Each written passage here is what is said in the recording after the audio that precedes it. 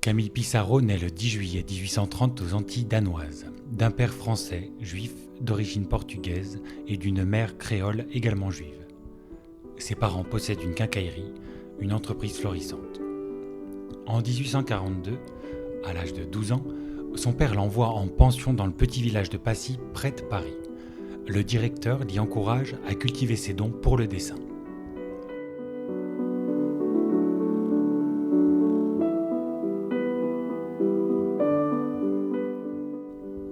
À l'âge de 17 ans, il revient sur l'île natale où son père l'initie au négoce dans le commerce familial pendant 5 ans. Pour fuir un travail qui ne lui plaît pas, il part pour 2 ans à Caracas, au Venezuela.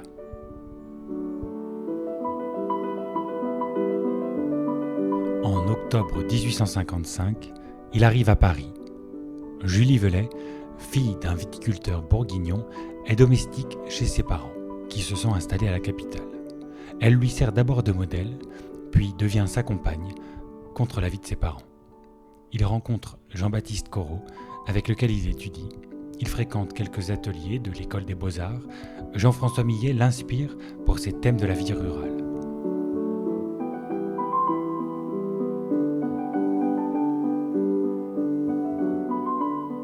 Au salon des expositions officielles, ses toiles ne sont pas retenues.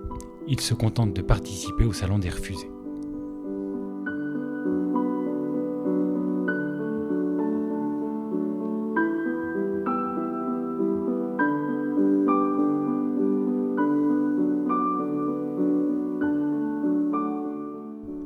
À partir de 1866, Camille Pissarro vit à Pontoise. Il y compose un grand nombre de peintures, dessins et gravures. Pontoise est proche de Paris, par le chemin de fer. Il y peint la grande variété des paysages ruraux et urbains.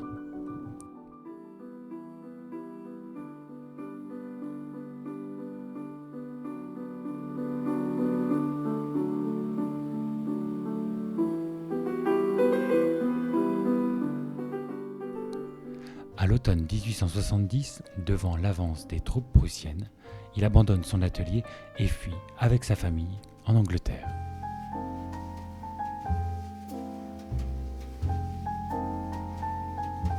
C'est à Londres qu'il va se marier civilement alors que Julie porte leur 4e enfant. Le couple aura 8 enfants, dont la plupart choisiront de suivre l'exemple de leur père.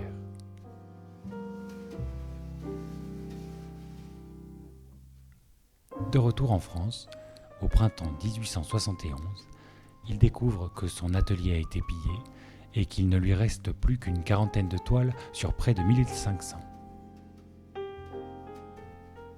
Émile Zola lui rend visite et écrit « Monsieur Pissarro est un inconnu, dont personne ne parlera sans doute. Je me fais un devoir de lui serrer vigoureusement la main avant de partir. Merci, monsieur, votre paysage m'a reposé une bonne demi-heure. »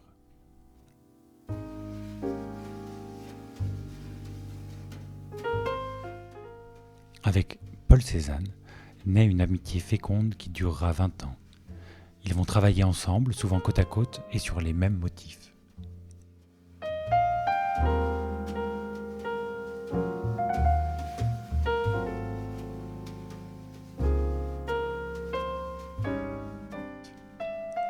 En 1874, Camille Pissarro présente ses toiles à la première exposition des peintres impressionnistes chez Nadar à Paris.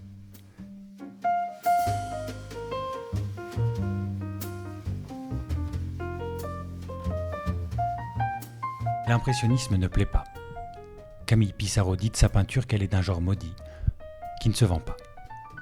Le Figaro de l'époque écrit « On vient d'ouvrir une exposition qu'on dit être de peinture, où 5 ou 6 aliénés, dont une femme, se sont donné rendez-vous. Ces soi-disant artistes prennent des toiles, de la couleur et des brosses, jettent au hasard quelques tons et signent le tout.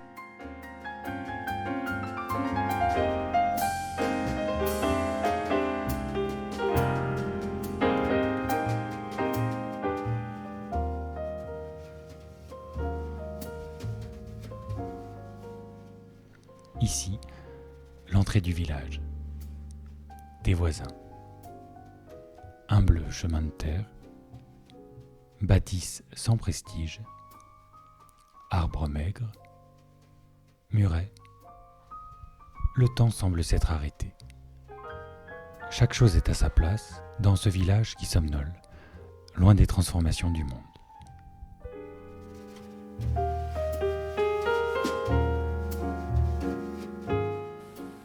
Camille Pissarro élargit sa pratique, s'essaye à la gouache, à l'aquarelle, à la gravure à l'eau forte.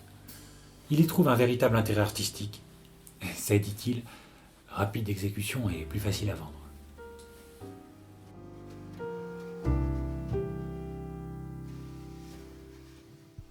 En 1884, Pissarro s'installe à Éragny-sur-Epte, dans l'Oise. Il acquiert une propriété qu'il obtient grâce à sa femme, qui négocie sans lui en parler un prêt de Claude Monet. À côté de la maison, cette grange, dont il fait son atelier, et y installe une baie vitrée. De son atelier, Pissarro va s'approprier ce paysage et se fondre dans son intimité.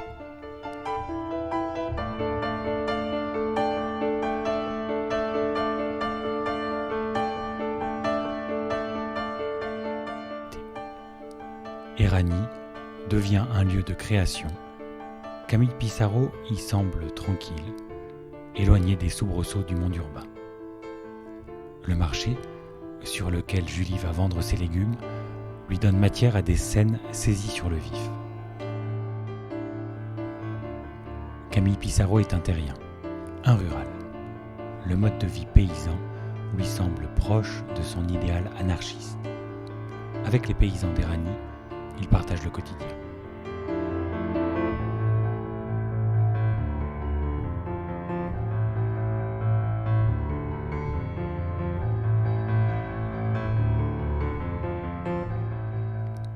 Les prairies sont vertes. Les silhouettes fines se détachent sur l'horizon.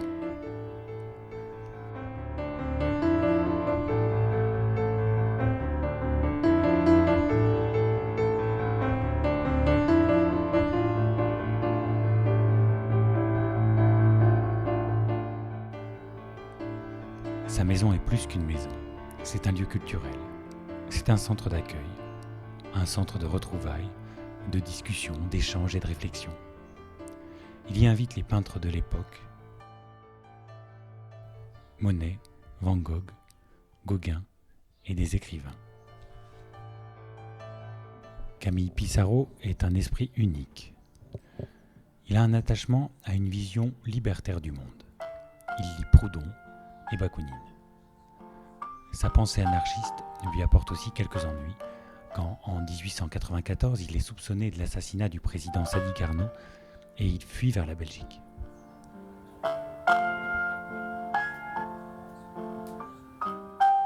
Sa conception de l'art est en cohérence avec ses idées. Il dessine une série très sombre, les turpitudes sociales. Il montre les ravages du capitalisme avec l'opulence des bourgeois et la misère d'un prolétariat exploité. Camille Pissarro refuse ses racines religieuses et se revendique libre penseur. Il aide les enfants d'anarchistes emprisonnés comme ceux d'Émile Pouget. Il éponge régulièrement les dettes de quotidien, comme la révolte et les temps nouveaux.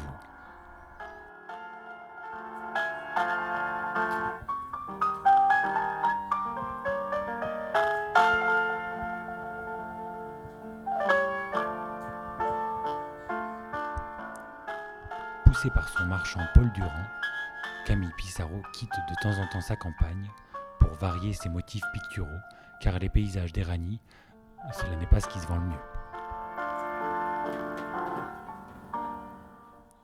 Il se rend à Paris, mais aussi à Londres, et peint la ville.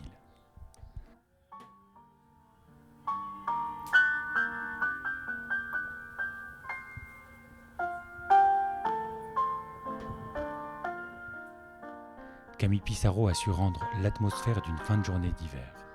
Les ombres se font longues.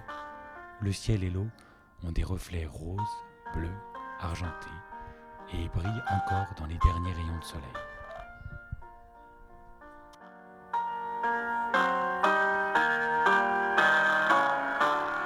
Camille Pissarro meurt le 13 novembre 1903 à l'âge de 73 ans et est enterré à Paris au cimetière du Père-Lachaise. Au lendemain de sa mort, le critique d'art Arsène Alexandre signe un billet dans le Figaro. Ce grand artiste, ce peintre puissant, vient de mourir, après avoir rempli une longue et féconde carrière. On savait depuis quelque temps que ce beau vieillard, au sourire vif et fin, enthousiaste comme un jeune homme, avait une santé menacée, mais l'on espérait que sa robustesse surprenante aurait encore le dessus, comme elle l'eut maintes fois. Camille Pissarro s'est éteint dans son domicile du boulevard Morland, à Paris. J'imagine que sa mort eût été plus douce pour lui dans sa maison d'Éragny. Il aurait été entouré de l'affection des siens, dans cette belle solitude rustique dont il aimait la fraîcheur et le calme. Il était un travailleur infatigable et pacifique, un chercheur éternel, un esprit ouvert d'une exquise bonté. J'ajouterais, je puis le dire, qu'en dépit des nombreuses difficultés qui l'accompagnèrent durant sa vie, il fut heureux, car il eut une noble passion, la peinture.